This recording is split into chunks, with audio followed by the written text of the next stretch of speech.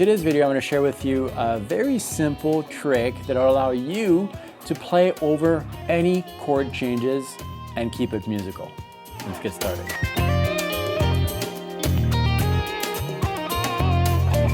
Hi, my name is David. Welcome to this channel, which is all about helping you develop your musical personality on the instrument so that you can tell your own personal musical story. And today we have a dilemma. We have a dilemma because of this. Not that. That's fine. Sounds kind of cool. Yeah, no problem. You can do this. That's not a problem. That's a problem.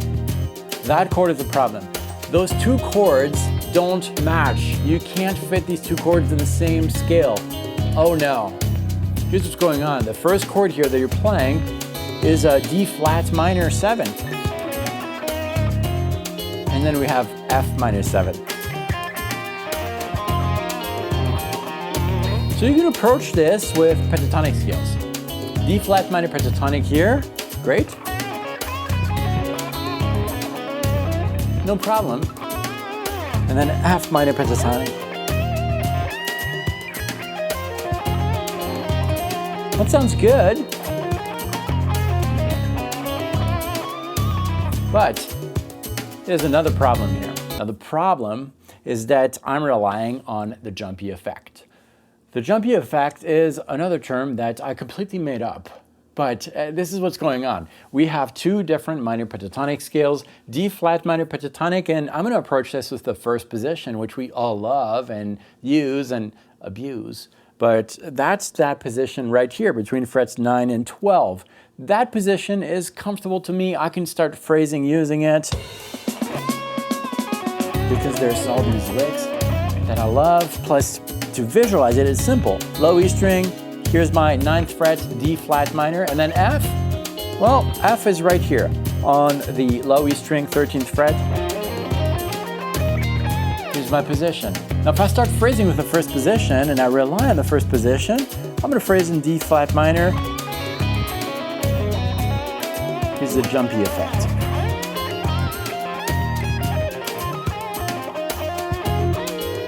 See, I'm not really continuing my idea. You heard the little break in between, right? That break is because I'm relying on the first position. That first position, because I'm using two different scales, I need to reposition, right? I need to do that switch, that jump. By avoiding the jump, if we find a way to avoid the jump, our ideas are going to be a lot more musical because we'll be able to start an idea and continue it. Not start a new one when the change happens, but continue the original idea in the new key, transitioning very smoothly.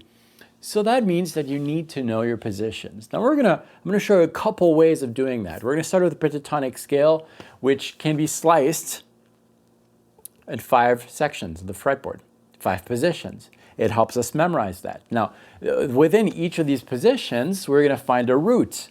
And that root is important because that root allows us to visualize the position. Now, we rely on the first position all the time because the first note of the first position is the root. So it's very simple. If I ask you to play something in A, okay, the first string I see is the low E string, this one, and I have an A on the 5th fret. And because we're used to left to right in Western worlds, reading from left to right. Well, I'm going to visualize that from left to right, from my perspective. So that's why we rely on that first position. It's simple. But the other positions also have a root somewhere, and if we can understand and visualize that root and build positions in accordance to where these roots are, that's going to allow us to transition smoothly to other positions. So a quick recap. We're going to work in A. Why? Because we're so used to playing in A. And A is right here on the low E string, 5th fret. Then we'll transition to the other scales of our backing track. But in A, we have the first position on the low E string, 5th fret. That's the A. That's the visual reference point. I can build that scale on the right side of that visual reference point. That's position number 1. Or on the left side, same exact scale, right? just the notes are placed in other areas of the fretboard, and that's because you can play the same exact pitch on different strings, different frets on the guitar.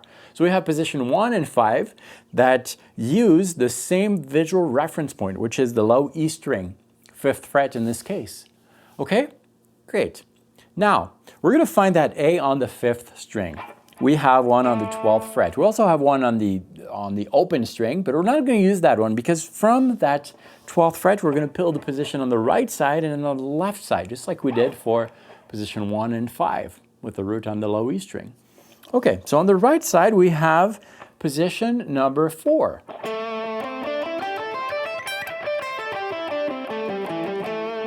And on the left side, we have position number 3. Now, I should mention really quick that if you're not comfortable with these positions, take a deep breath. It's okay. I have charts for you and the backing tracks. They're available for free below. Sign up once, you get access to these assets. You can download them and learn them. But for now, don't worry about it. Just follow the thought process. If you can understand the thought process, everything else is going to fall into place. So what we did here is basically visualize 4 positions of the minor pentatonic scale. 2 of these positions had the root on the low E string. 2 of these positions had the root on the 5th string. There's one more position, 5 positions in the minor pentatonic scale. That position is position number 2, and it has its root on the 4th string, and it happens on the right side. So in A, the 4th string, 7th fret is A, and position number, dropped my pick, position number 2 is this one right here. And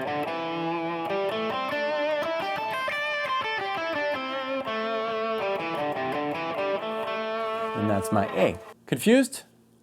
Don't be, because we're now going to visualize these positions, refer to these positions in terms of where is the root, and am I building the position on the left or the right side of that root? Why? Well, because back to the original problem that we had. We want to avoid the jumpy effect. Great. The backing track starts in D flat minor pentatonic. We need to decide where we want to play.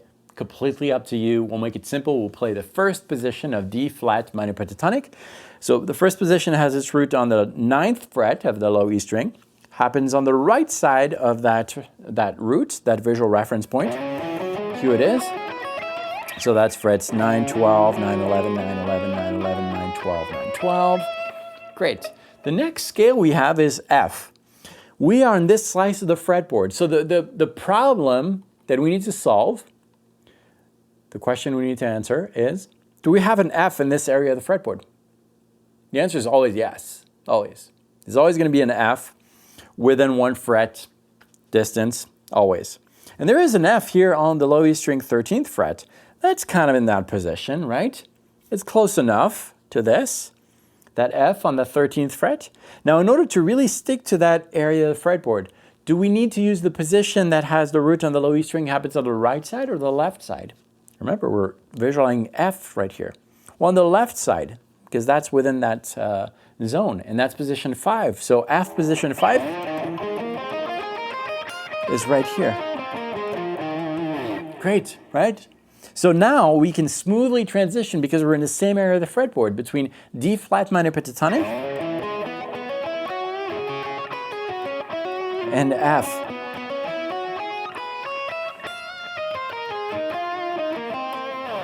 You heard it there, right? Let's try this over the track and see how beautiful and musical it can sound. Let's start in D flat minor pentatonic.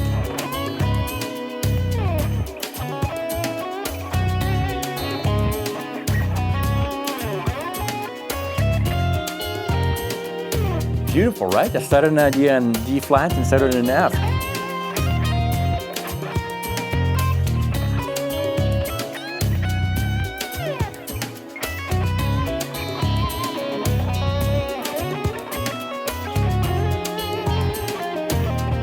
And that avoids completely the jumpy effect, which would be something like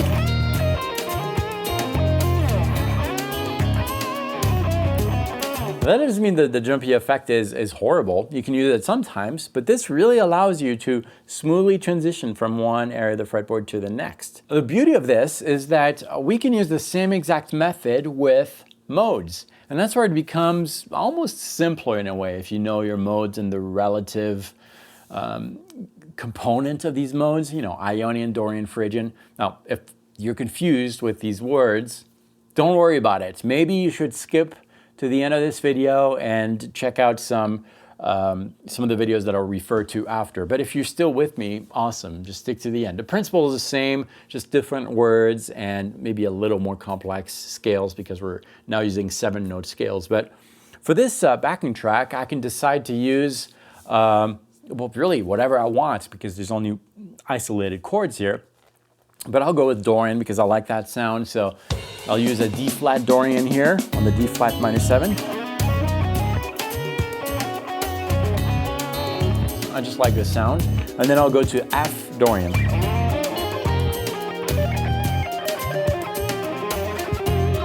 Just kind of like that sound. Now we can tie these two scales, D flat Dorian with F Dorian, in the same slice of the fretboard again, just like we did with the pentatonic scales. Here's where it becomes really interesting. Where I'm going to jump onto my computer. I'm going to use neck diagrams, software that I use for all the scale diagrams. I highly recommend it, by the way. And I'm going to show you exactly what's going on. On the top, we have a D flat Dorian. On the bottom, we have an F Dorian. Both scales are mapped out all over the fretboard. And the method here is to find common notes between both scales. Let's go note by note. Let's take a look at the root here. The root of D flat Dorian is on the low E string 9th fret, and we do not have a match here. There is no notes found on the 9th fret for F Dorian.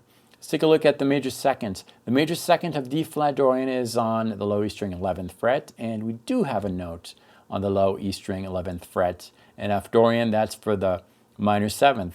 Awesome, that's what we're going to use. So this is where I love this software. I can select this note in D flat Dorian, which is the second. So I'm going to use my selector here, and I'm going to consider this to be a root. So I'm going to tell the software to take that major second and make it a root. So that's going to reorganize all the intervals. Now keep in mind that we're still playing in D flat Dorian because of the backing track. I'm just changing my visual reference point. We're going to do the same here. I'm going to select this note in F Dorian, which is the flat 7th, and tell the software that this is going to be a root.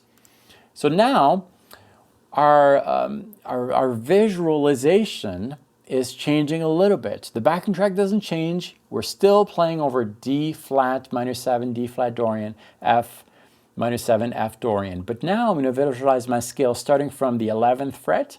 And when I'm playing over that D flat minor 7, I'm going to use this scale, the scale that has a root, minor 2nd, minor 3rd, 4th, 5th, minor 6th, minor 7th. Happens to be the Phrygian because, because E flat Phrygian and D flat Dorian share the same exact notes. On the F Dorian, I'm going to see this as E flat, what is that, with a root, 2nd, 3rd, 4th, 5th, 6th, 7th. That's an Ionian mode. I'm going to see this as an E flat Ionian. Great, going back to our guitar, let's give it a try. On the first chord, I'm going to play E flat Phrygian. On the second chord, I'm going to play E flat Ionian. So I'm going to change the key or the scale. It's just for me, visually, I'm going to be able to smoothly transition because I'm using the same roots as a visual reference point. Let's give it a try. E flat Phrygian.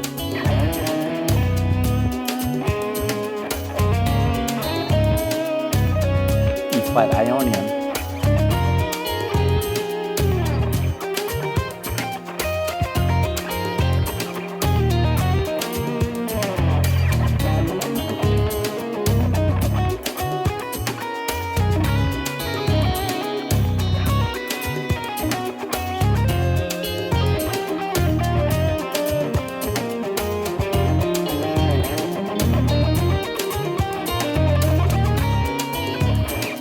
Very smooth, right? And that's how it's done. I realized that there was a lot of vocabulary in this lesson that you might not be comfortable with. I'm talking modes, I'm talking intervals, and it's a little mental sometimes. Yes, it is.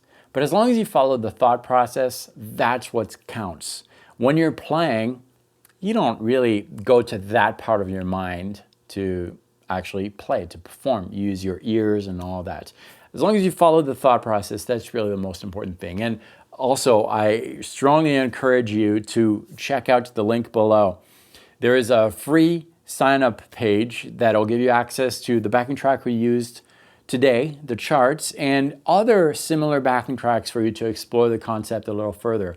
And also, if you sign up, not only will you get access to the downloads for this lesson, but many other downloads for many other videos on the channel. I think pretty much all of the videos on the channel are now available.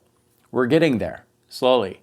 Anyways, check it out. The link is below. And if this is your first visit, thank you so much for watching this video till the end. I hope you learned something. You might need to rewatch this so that you don't miss anything. And if you like this and you want more and you don't want to miss any future videos, well, what is it? It's not sign up. Yeah, subscribe and hit the bell notification so you don't miss anything. And like I said before, if you're a little confused with some of the vocabulary, you should check out this video, this top video that is going to help you make sense of all these complex words. It's really not complex. A lot of it has to do with the vocabulary. Thank you for watching this. I'll see you very soon on the channel. Practice well.